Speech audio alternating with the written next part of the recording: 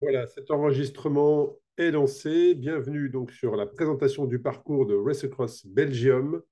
On est déjà sur un certain nombre d'éditions, hein. On est sur la quatrième édition en, en Belgique, une première édition qui avait eu lieu en 2021, et puis j'avais repris moi-même l'organisation en 2022. Puis après, ça s'est développé en Race Across Series. Donc voilà, et puis, bah, le nombre d'inscrits ne cesse d'évoluer. On va en parler, hein. Je peux d'ailleurs vous donner d'ores et déjà actuellement le nombre de participants. Ben, on va être sur une édition très probablement record en Belgique, puisqu'au moment où on se parle, on avoisine les 400 participants. Donc, on est déjà beaucoup plus que l'année passée, alors qu'on est quand même encore à 5 mois de l'événement. Et une distance de 500 km qui est la plus plébiscitée pour le moment. On a quand même quasiment 75 participants, hein, qui sont sur le 1000. Et puis ensuite, plus de 100 participants sont sur le 500. Et sur le 300 km, la particularité, mais c'est aussi la promesse de Race Across Series, c'est de mettre un premier pas dans l'ultra-distance. Et bien, effectivement, vous êtes la moitié des participants qui sont inscrits sur le 300 sont en équipe, alors qu'elles sont un tiers sur le 500 km. Donc voilà, et puis bien, sur le gravel, on a une grosse participation, notamment sur le 200, puisque je vous le rappelle, le 200 km, qui a été tracé en grande partie aussi par Ludovic, reprend de Braine-l'Alleud, hein, notre ville départ-arrivée, le parcours des championnats d'Europe. Donc, parcours que j'espère avoir l'occasion d'aller rouler moi-même en février pour également vérifier que tout ça est bien conforme. Mais en tout cas, voilà, c'est une belle édition Ça dit quoi qui alors? s'annonce en Belgique. Et puis, Yeah. je vais couper le son. Je prends quelques minutes pour couper le son, voilà, de ceux qui nous rejoignent, mais dont le micro est ouvert pour que tout soit bien propre pour vous. Voilà, donc, hop, je pense que là, on est bien. Voilà, eh bien, je vais aussi laisser la parole à Ludovic, puisque c'est lui qui va nous parler de comment est-ce qu'il a imaginé ce tracé. Et après, je vous partagerai mon écran notamment sur, et bien sûr, notre plateforme Komoot, hein. C'est là où actuellement sont hébergés les parcours, et ils vous seront rendus disponibles, pas forcément sur Komoot, hein. On les mettra sur différentes plateformes, puisque nous n'avons pas de partenaire officiel cette année sur la cartographie, sur le digital, en tout cas sur la partie parcours. Donc, vous pourrez retrouver ces parcours. On vous les enverra soit sous EPX, soit sous Strava, soit Komoot, ou même d'autres plateformes, hein. Le plus important pour nous, c'est que ce soit fluide pour vous. Eh bien, je vais te laisser te présenter, Ludovic. Je sais que tu es un cycliste ultra-distance d'expérience. Donc, déjà, bienvenue. Merci du temps que tu consacres et merci d'avoir rejoint l'équipe cette année. Et puis, je vais te laisser te présenter, expliquer un petit peu ton parcours. Et puis après, derrière, tu nous expliqueras comment tu as tracé, comment tu as imaginé, avec les directives que l'on t'avait données, comment tu as imaginé ce parcours Ok. 2025. Vous m'entendez là? Ouais, très bien. Ok, cool.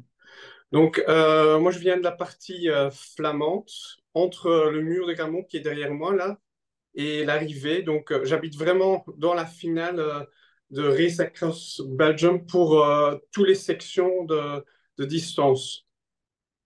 Et moi-même, je suis dans l'ultra officiellement depuis, on pourrait dire, octobre euh, 18 dans le cadre de la qualification Paris-Brest-Paris 2019. Et après, j'ai refait celui-là de 2023. Et en 2020, pendant le Covid, toutes les communes de la Belgique en vélo. Et en 2021, moi, j'ai participé au premier Race Across Belgium. Et alors, l'année passée, non, cette année-ci, sorry, j'ai pu faire quelque part de nouveau la Race Across Belgium et la RAF. Et là, j'ai eu quand même la chance de faire connaissance avec l'équipe de bénévoles de Race Across Series. Et je crois quand même dire s'il y a un gros avantage si je compare euh, avec les autres ultras que j'ai déjà participé, c'est vraiment l'équipe de bénévoles qui connaît bien les besoins d'un ultra. Euh, Quand vous avez plus le cerveau qui fonctionne, ben, ils reconnaissent quand même le besoin. Donc ça, c'est génial. Et alors, j'aimerais, avant qu'on commence sur le parcours aussi, saluer mes collègues suisses, Fabien et Nathalie, pour leur concept de carte postale. Parce que moi, je dois avouer, je suis un collectionneur de cartes postales belges. Chez nous, en Belgique, on a un petit jeu qui s'appelle Foki Kuchen et où on doit quelque part, quand on reçoit une carte postale, et là, on doit dire, ah, c'est là, et puis on doit se faire un petit parcours. Et donc, depuis, moi, je collectionne quelque part des cartes postales virtuelles, et je crois que c'est l'objectif de ce call, c'est que je veux vous partager les cartes postales dans lesquelles vous allez rentrer et que j'espère que vous allez pouvoir partager après avec votre famille et avec vos copains. Ah, génial. Génial. Un grand merci pour ça. On salue effectivement nos amis suisses du côté de Crans-Montana, pas très loin, qui nous ont accompagnés sur le dernier live, hein, si vous avez participé. Si vous ne l'avez pas vu sur Race Across Switzerland, je vous invite à aller sur notre chaîne YouTube où vous retrouverez cette vidéo de présentation de parcours de Race Across Switzerland. Alors, ce que je te propose, Ludo, c'est qu'on fasse déjà la partie route, hein, avec notamment le 1000 km, cette première trace qui va nous amener d'Arlon à Braine-l'Alleud et notamment le collège Cardinal Mercier, qui est notre base d'arrivée, mais aussi notre base de vie, et qui sert de départ pour les autres distances et les autres épreuves. Et puis ensuite, on ira faire cette deuxième boucle de 500, sachant que moi, les demandes, en fait, hein, les demandes que j'avais faites à Ludovic, mais aussi à Daniel, qui n'est pas connecté, mais qui nous a aussi accompagnés, surtout sur la partie opérationnelle et organisation. C'était vraiment d'avoir une traversée du pays, mais nous aussi d'aller sur cette partie Flandre de la Belgique que l'on connaît moins. Nous, les Français, notamment les francophones également, c'est-à-dire on avait vraiment envie d'aller dans les terres de vélo, hein, je le rappelle, en Flandre, il y a 5 fois plus de licenciés qu'en Wallonie. Voilà, le but, c'était de vous emmener voyager à travers ce parcours, que ce soit en Wallonie, mais aussi en Flandre, et à travers ce que nous a proposé Ludovic, qu'il affine encore, je le sais, de jour en jour, ces choses faites. Alors, le départ, effectivement, aura lieu à Arlon, très à l'est du pays, mais sachez que quand vous vous inscrivez, vous avez des navettes qui sont possibles, hein. Vous pouvez réserver au moment de votre inscription des navettes. Donc ça, c'est possible. Et puis, donc on part d'Arlon. Effectivement, Arlon, ville où j'étais encore la semaine passée. J'étais encore la semaine passée et on va partir de la place Léopold. Donc la place Léopold, c'est une place qui a été Léopold, pardon, une place qui a été entièrement refaite devant l'ancien palais de justice et dans lequel il y aura toutes les commodités pour se changer, se restaurer, faire le contrôle vélo, mais aussi le briefing d'avant-course. Donc voilà, on partira devant l'ancien palais de justice, une place qui a été totalement refaite et c'est magnifique. Donc la place Léopold, le départ aura lieu d'Arlon. Et puis je te laisse ensuite prendre la parole, Ludo, puisque c'est toi qui as tracé ce parcours et que tu connais parfaitement les highlights et les endroits fabuleux de ce parcours. Peut-être juste ajouter avant qu'on passe dans le parcours que moi, pendant la reconnaissance, j'y suis allé en train à partir de Bruxelles, donc il y a une bonne connexion. Et je crois que toi, tu es venu aussi en train à partir de la France. Moi, Hein. je suis arrivé effectivement de Paris, Paris via le Luxembourg. Et après, Voilà. Luxembourg-Arlon, c'est 20 minutes, je crois, ou 30 minutes de Ouais. train. Mais en fait, voilà, moi, j'habite à Lyon, hein, pour ceux qui ne savent pas, au centre de la France. Et effectivement, je me suis rendu la semaine dernière à Arlon uniquement en train. Et le retour, effectivement, je l'ai fait, comme tu l'as dit, par Bruxelles, où il y a 2 heures de train de Bruxelles. Et ensuite, j'avais un direct Bruxelles-Lyon. Donc, j'ai fait la totalité de mon déplacement, effectivement, en train, donc Arlon. Il y a une gare et le départ est à quelques centaines de mètres de la gare. Voilà. Donc ça, c'est déjà quoi un message Tout à fait. important aussi, que les gens ils savent facilement venir en direct d'Arlon. Et donc, ceux qui me connaissent peut-être de randonneur.be, quand je fais un parcours, moi j'aime bien mettre des thèmes dans le parcours, que ce soit un style de bière ou un moment historique. Et là, quelque part avec Daniel qui est venu avec la ville d'Arlon et la date, on va partir au mois de mai 2025. Là, on est pile poil 80 ans après la Deuxième Guerre mondiale. Donc, du coup, et il y avait aussi à ce moment-là, quand Arnaud m'a demandé de regarder le parcours, il avait juste lancé le podcast avec La Voix de la Liberté. Et quelque part, ça m'a inspiré pour le thème qui va être le fil rouge un peu dans le parcours. C'est vraiment la Première Guerre mondiale parce qu'il y a quand même des monuments communs. Alors, c'est Et important ce que tu précises, Ludo, parce que sur ce podcast, effectivement, j'explique aux gens, parce que c'est vraiment que le tracé qu'a fait Ludovic et la continuité de ce du parcours qui avait été réalisé par des militaires français qui travaillaient pour le ministère de la Défense et qui avaient repris au moment de l'anniversaire de la libération, il y a quelques mois, les bornes de la libération. En fait, ils avaient repris toutes les bornes qui les emmenaient jusqu'à Bastogne. Et donc, ils avaient repris en 3 ou 4 jours, je crois, toutes les bornes, en fait. Donc, des plages du débarquement jusqu'à Bastogne. Et en écoutant cet épisode, Ludo m'a fait cette proposition de dire, écoute, moi, ce que j'aimerais bien faire, c'est de continuer l'histoire et de continuer un peu ce parcours à travers Race Across Belgium, et ce que j'ai bien évidemment validé. Et puis, il s'est lancé dans ce parcours qu'il va vous proposer. voilà. Donc, Donc, on on part part. d'Arlon et ensuite, je t'explique, Ludo. Alors, on ne peut pas rentrer parce qu'on a quand même un temps qui nous est imparti pour qu'ensuite ça soit traduit et posté. On n'a pas, on peut pas peut-être rentrer kilomètre par kilomètre, mais si tu avais sur cette première trace de 500 kilomètres les points vraiment incontournables.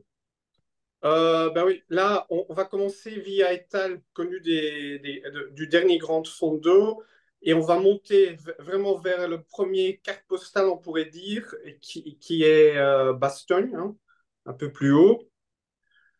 Et de la Deuxième Guerre mondiale, avec quelque part son lieu de remember de la Deuxième Souvenir. Guerre mondiale.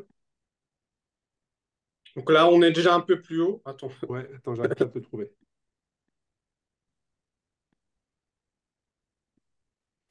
Ouais, tu y étais encore un peu plus bas. Voilà, c'est là, exact, ici. Ouais. Donc là, on a vraiment, on va être entre les tanks. Il y a le monument américain. Et là, du coup, on va monter. Et le petit point à l'est, là, quelque part, qu'on a ici, quand on monte, là, on va être à Chouf.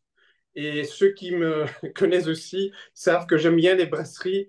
Et donc, on va passer à la brasserie la plus connue du monde, microbrasserie, qui est la Chouffe.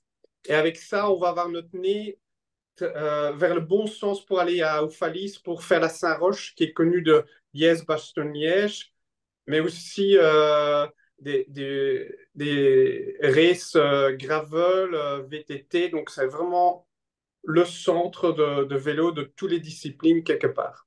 Voilà, c'est ici, hein. Voilà. Et ensuite, effectivement, tu reviens un petit peu à l'est et après, on pique plein nord-est. Tout à fait. Là, on va aller dans la partie germanophone, donc Malmedy, le barrage de Robertville, et puis on va aller vers le point le plus haut de la Belgique, qui est le signal de Botrange. De là, on va descendre vers Eupen. Et Eupen, comme là, on a déjà 200 bornes, je suis passé par un peu plus de grandes routes que du coup on peut faire son shopping. Que avant la nuit arrive, quelque part qu'on peut quand même faire quand même encore ses courses, manger encore un petit bout. Et après, on voit là sur la carte Maastricht, on va arriver dans la province. Hein. En Belgique, on ne parle pas de canton ou de département, mais provinces, hein, du Limbourg. Et Limbourg, c'était dans le temps une région de mines et quand les mines ont commencé à fermer en Belgique, ben, cette région-là, elle s'est reconvertie quelque part dans le tourisme et vraiment avec un focus sur le cyclisme, le tourisme de cyclisme. Et ceux qui ont participé l'année passée, ils ont pu rouler dans l'attraction rouler entre l'eau. Et là, il y a quelques semaines, ils ont lancé une nouvelle attraction où on roule entre les terrils sur un pont flottant. Je l'ai visité avec ma femme et c'était excellent. On va passer aussi, si tu montes un peu plus haut encore sur la carte, s'il te plaît, tout le point vert, là, c'est le parc Hoogekempen. Donc, on va passer là-dedans aussi. Euh, et après, on va encore une fois refaire à Hasselt entre entre l'eau. Donc, il y aura donc trois attractions. Et si on regarde quelque part dans cette province-là, quelque part pour 80%, on est sur des parcours où on n'est que sur des routes dédiées au vélo. Donc, c'est une région super. Et de là, on va descendre vers la prochaine section. Donc, on va descendre vraiment, on va passer via les petites fermes de châteaux. Et la prochaine section après, je l'ai nommée la Flèche Wallonne. Qui dit Flèche Wallonne dit mur de Huy. Et donc là, on pense à Valverde qui a gagné 5 fois la Flèche Wallonne. Mais ceux qui connaissent un peu mieux la région, ben, il y a aussi le tir de Huy qui est le grand frère, enfin en difficulté, mais la route elle est 2 fois moins large et c'est pour ça que elle n'est pas utilisée dans les grosses courses. Et donc là, vous allez vraiment, ça va être vraiment les casse-pattes, comme on dit, on sait, pour retourner quelque part à la base de vie. Donc c'est vraiment cette zone-là. Il y a un petit café, bar-café, le mur. Donc, ceux qui ont besoin d'énergie, ils peuvent y aller. Et donc, après, via l'abbaye de Villers-la-Ville, on va rentrer nouveau vers le but du Lion de Waterloo, Braine-l'Alleud, et on est à notre base de vie. Ça, c'est un peu les grandes lignes quelque part. Donc, si on regarde le premier 500, donc on a d'abord les montées de l'Ardenne. Donc ça, c'est pas des montées agressives. Puis on a l'Indure qui est assez plat, un Joy. Et puis on a quand même les murs assez agressifs. Donc ça, c'est la nouvelle attraction entre les terrils. Donc le pont flottant, quelque part, qui passe entre les deux terrils. On est sur un dénivelé de 500. Donc, on a une boucle. Alors, après, tout dépend des plateformes. On est sur 523 km et on a un dénivelé qui est annoncé à 5540. Donc, là aussi, tout dépend des plateformes comme Mhm. Strava ou OpenRunner.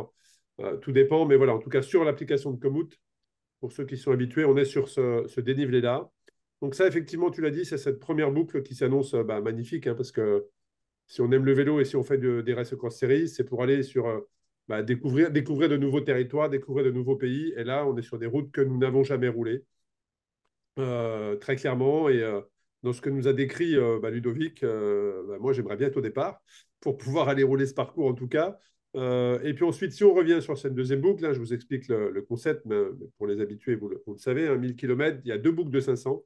Une première boucle, donc là, c'est un point A vers un point B. Donc les affaires que vous laissez, c'est important de le préciser, les affaires que vous laissez au départ, on les transfère directement sur le lieu d'arrivée. Comme ça, vous pouvez retrouver vos sacs une fois que vous êtes en place. Et puis ensuite, il y a cette deuxième boucle. Donc là, on est sur la deuxième boucle, donc 500 environ 540 km sur un dénivelé de 2450, donc beaucoup plus roulante. Alors, c'est sur le papier. Après, tu vas nous dire si sur le papier, elle est beaucoup plus roulante, mais qu'est-ce que tu peux nous dire sur, pareil, les highlights du parcours, Ludovic? Ouais. Donc là, Daniel m'a demandé que on va chez Wout van Aert. Et Wout van Aert, il habite tout à fait au nord, à côté d'Anvers, donc Herentals. Et donc ça, c'est le premier cap qu'on prend. Et je dois avouer, c'est une région où je passais pas trop en vélo.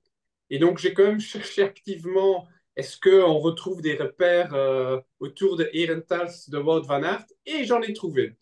Donc, on va passer devant son café euh, où à l'intérieur, vous trouvez des maillots de lui, de Mathieu Van der Poel, mais aussi de Rick Van Looy pour les générations de nos parents qui vont le connaître.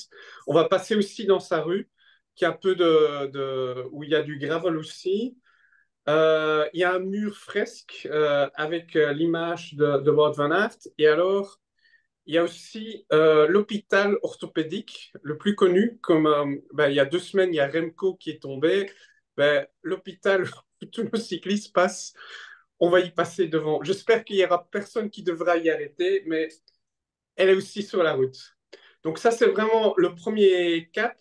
Et si on revient juste un peu au début, on va voir que on passe par de Brabantse Rode, donc les deux parties en vert là. Donc là, on aura beaucoup de verdure et il y aura un petit peu de gravel aussi. Pourquoi? Pour éviter quelque part les grandes routes et aussi pour pas faire des hyper grands détours quelque part. Et donc, Et la question qu'on va probablement avoir, Ludovic, c'est est-ce que ces sections gravel sont du gravier roulant ou vraiment du gravel où ça tape un peu? non, non, pas du gravel où il y a des gros pierres dedans, donc c'est du gravel roulant quelque part. Parfait, parfait, Donc, très il bien. y a des sections que je trouvais beau, mais que j'ai enlevé parce que non, je me disais, OK, non, ça passe pas le critère de sélection. Donc, et alors, après, on va passer en dessous en verse. Et là, pour revenir dans le thème quelque part, on va passer près des différents forts comme ça, par exemple, comme celui-là de Braindonk, Bornum. Et donc, là, on va passer devant des forts. Et puis, on aura quelques autoroutes de vélo. Je sais pas comment on dit en français, mais Quelques pistes cyclables. ouais, mais c'est des pistes cyclables dédiées où on peut rouler à grande vitesse quelque part. Donc, c'est encore plus large que des ravels. D'accord. Et donc, de là, quelque part, on va aller, le petit point rouge au-dessus de Bruges, là, on va aller jusque Dam. Et là, on va être sur quelque part euh, le parcours de contre-la-montre qu'on a eu en 2021, là, dans le cadre Oui, du c'est ça, championnat de exact. montre. Et de là, on va aller vers Ostende. Et donc, Ostende, là, on est sur la côte. Et ceux qui connaissent un peu la côte belge, bah, il y a beaucoup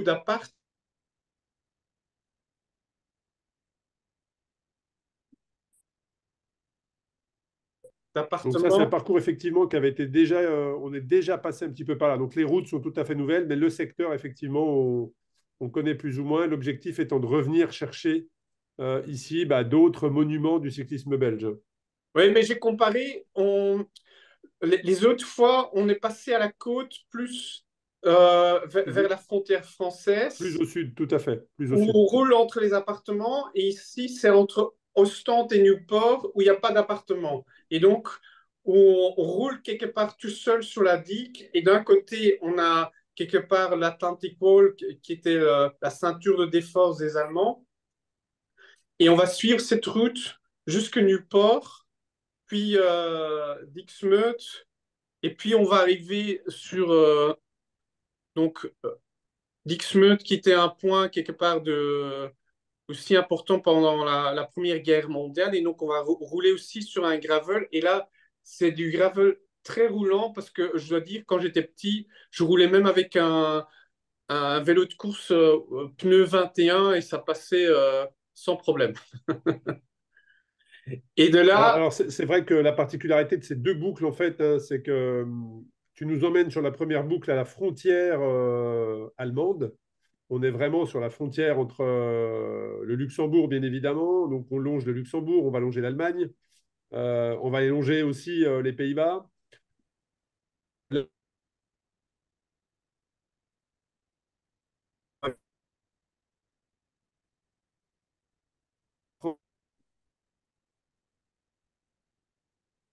monument du cyclisme belge qui vont être repris d'ailleurs par le 300 km.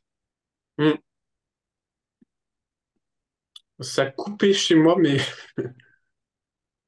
Oui, je disais, Ludovic, c'est que le parcours nous emmène à travers les deux boucles le long de différentes frontières, hein. oui, tout Luxembourg, à fait. Allemagne, Pays-Bas, France.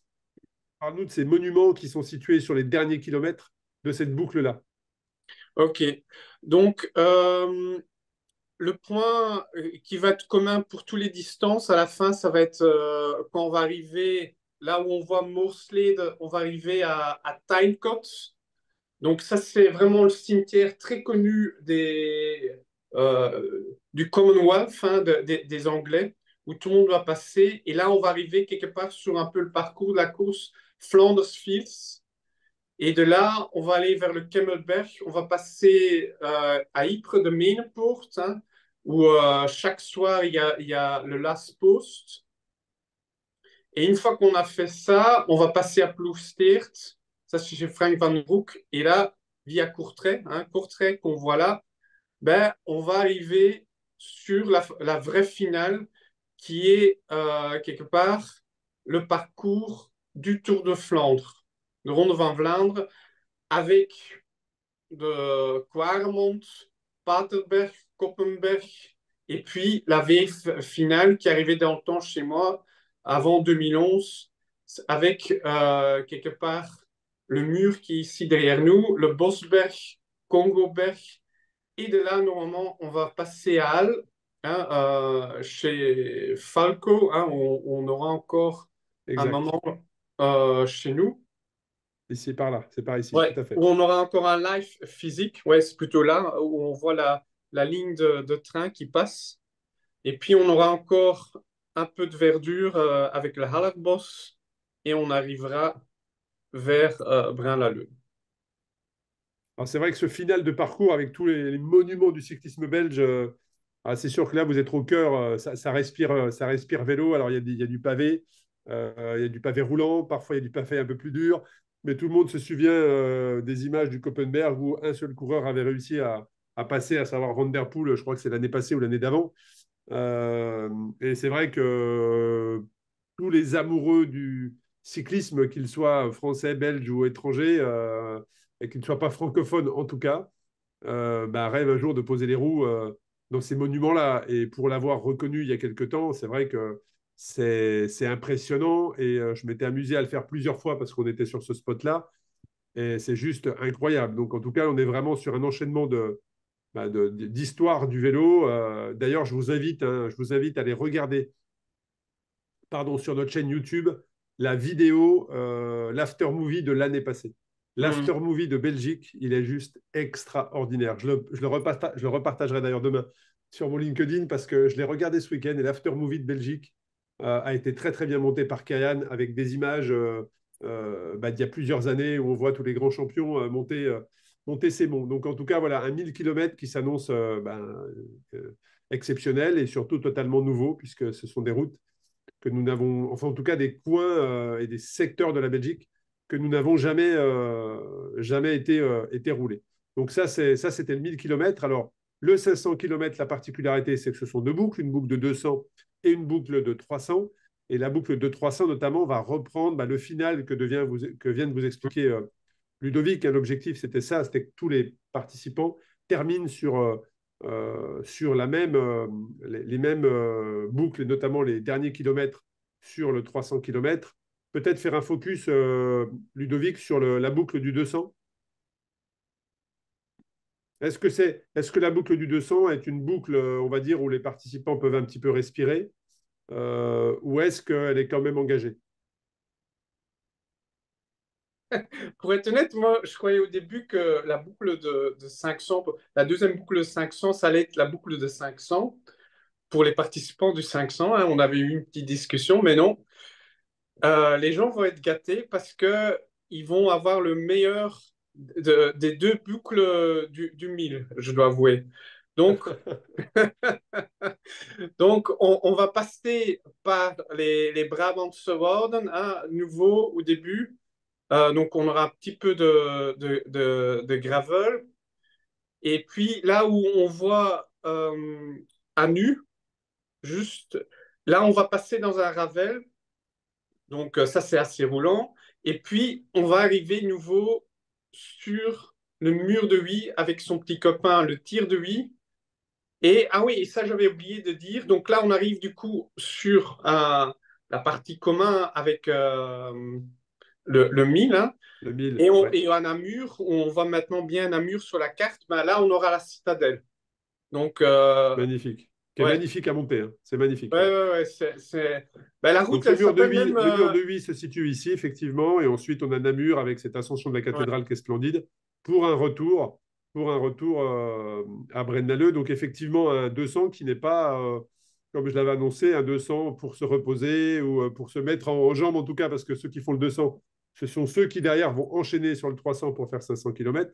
Donc c'est un 200 qui va bien, bien les mettre en jambes en reprenant, comme tu l'as dit, des monuments, une partie en tout cas, de, Ouais, du donc, parcours de la première boucle du 500. Ouais. ouais, tout à fait. Magnifique. Et puis ce 300 dont on parlait, dont la fin, moi j'ai parlé de la fin effectivement, qui sera quand même alors là, l'histoire du cyclisme belge, mais sur l'allée de ce 300 km, qui est donc ici, qu'est-ce que tu peux nous dire? Il est plutôt roulant, il est plutôt... qu'est-ce que tu peux nous dire sur ce Braine-l'Alleud qui passe à Ninove, qui les amène sur la partie la plus à l'ouest du parcours? Ben là, avant Ninov, déjà, on est dans le Pajottenland et on va passer déjà par le Bruineput connu de la Flèche Wallonne, là, à Beersel, là.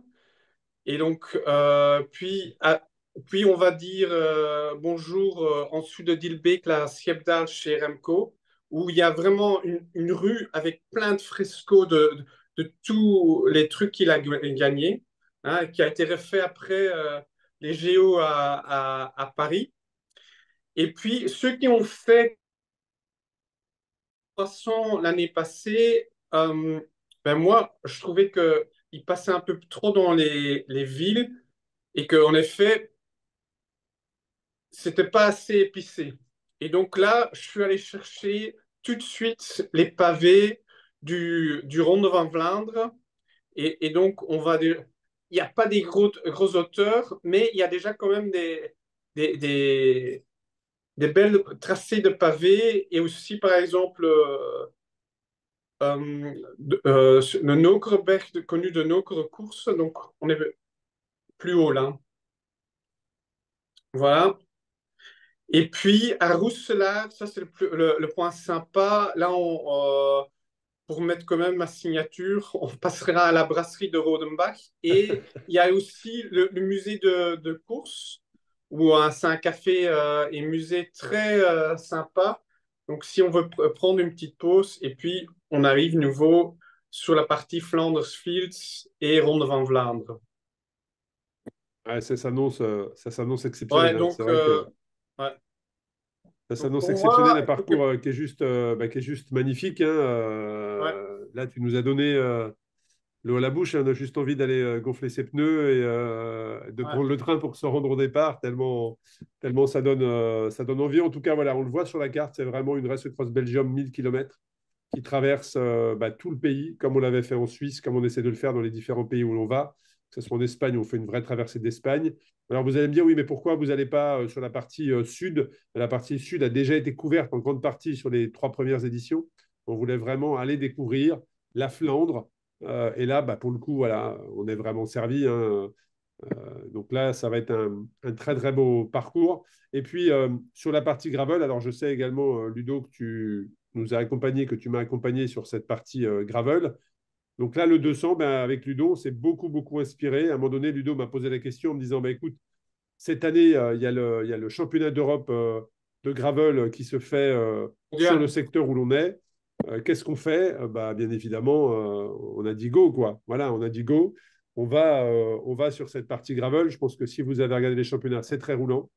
C'est magnifique. L'année passée, on était vraiment concentré sur cette partie sud de Bruxelles, dans ce magnifique parc. Là, on a pris un peu plus de largeur pour aller découvrir d'autres endroits très roulants également, magnifiques.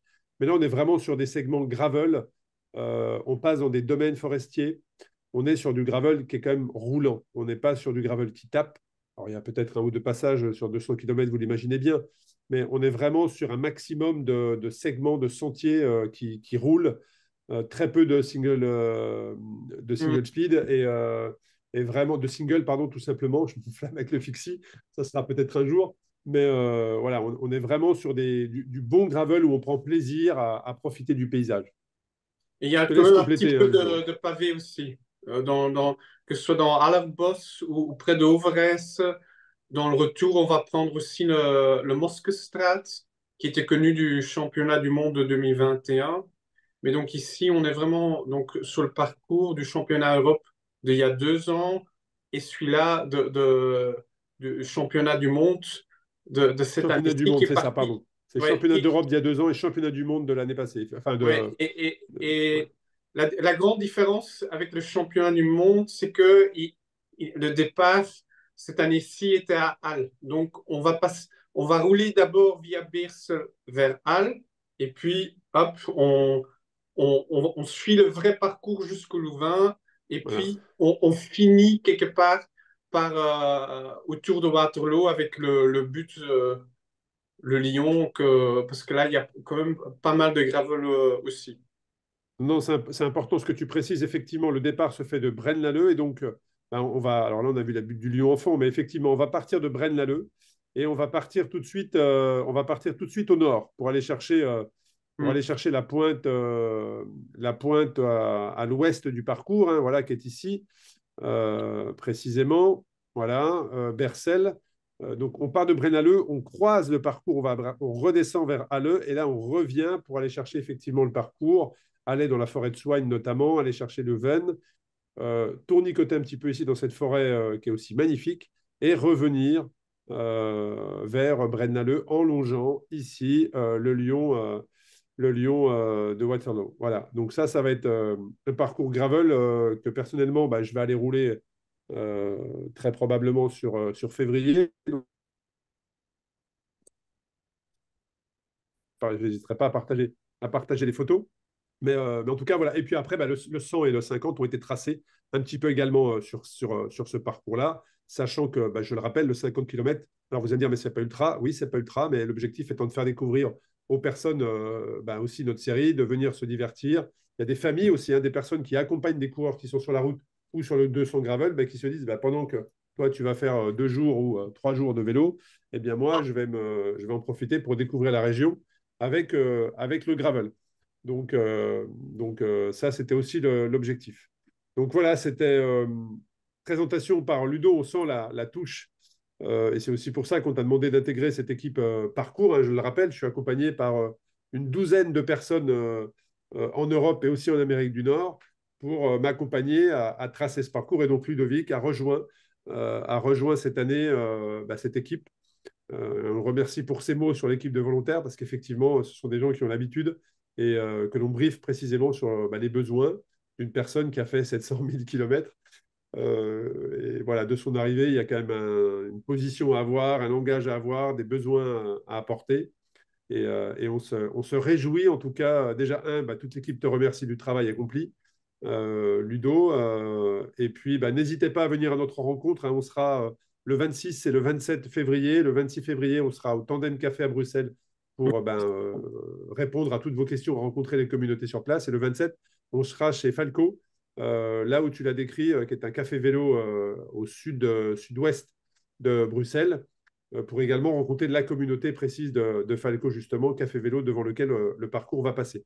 Voilà, donc on sera présent sur cette semaine-là sur la Belgique. Donc si vous êtes sur le secteur et que vous souhaitez venir rouloter avec nous ou nous rencontrer autour d'une bière, parce que Ludovic saura vous conseiller sur la meilleure bière possible, on pourra partager avec grand plaisir.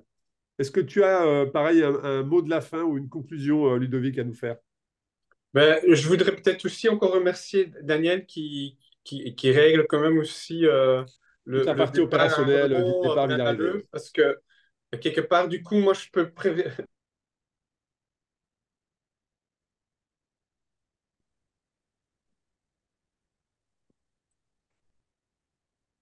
j'ai essayé de vraiment donner une carte de visite de la Belgique, donc j'espère que vous allez pouvoir en profiter. Bon, bah, un grand merci pour ces mots. En tout cas, vu ce que tu nous as décrit, déjà sur le papier, c'est réussi. Et après, bah, il y a toujours le vecteur météo qu'on ne maîtrise pas. Mais l'année passée, on avait eu 4 jours de temps magnifique. Il faisait 25 degrés autour de Braine-l'Alleud. C'était parfait. Et donc là, alors ça, on ne maîtrise pas. Mais l'événement, je le rappelle, a lieu le début mai, la première quinzaine de mai. Donc on est plutôt confiant. Puis on est dans un superbe espace, au collège Cardinal Mercier. On a un énorme espace. Si vous souhaitez camper, c'est totalement possible parce qu'il y a quand même des espaces verts autour. Donc voilà. Et puis ben, on vous enverra dans une prochaine newsletter pour les gens qui vont à Arlon. Nous avons un accord avec un hôtel sur Arlon et on aura un code spécifique pour que vous puissiez vous loger sans avoir bah, le prix affiché public. Voilà. Un grand merci à vous. Un grand merci, Ludovic, pour ta présence. Également, tu l'as précisé, merci, Daniel, pour tout ce que tu fais effectivement en sous-marin, on va dire ça comme ça, hein, que ce soit sur la ville de départ, mais aussi la ville d'arrivée. Et puis ceux qui ne sont pas encore inscrits, je le précise, hein, il y a un changement de tarification qui aura lieu le 31 décembre. Donc, n'hésitez pas à bénéficier de cette tarification avantageuse avant le 31 décembre. Vous avez des assurances annulation qui vous sont proposées, des assurances report, je le précise également. Si vous souhaitez vous inscrire, mais vous ne savez pas si vos congés, ça va passer, ou un autre événement, vous pouvez reporter à l'année suivante. Et puis également, la possibilité pour les femmes qui se sont inscrites et qui vont attendre un heureux événement dans les mois qui viennent, mais qui ne le savent pas au moment où elles s'inscrivent, il y a cette possibilité de report sur une durée de 3 ans. Voilà, je dis merci Ludo une nouvelle fois. Merci à vous toutes et tous Merci pour à toi. vos questions. N'hésitez pas à nous les poser sur l'adresse contact@rest-ecross.com. Et puis, j'ai plus qu'une chose à vous dire, c'est rendez-vous à Arlon ou à Braine-l'Alleud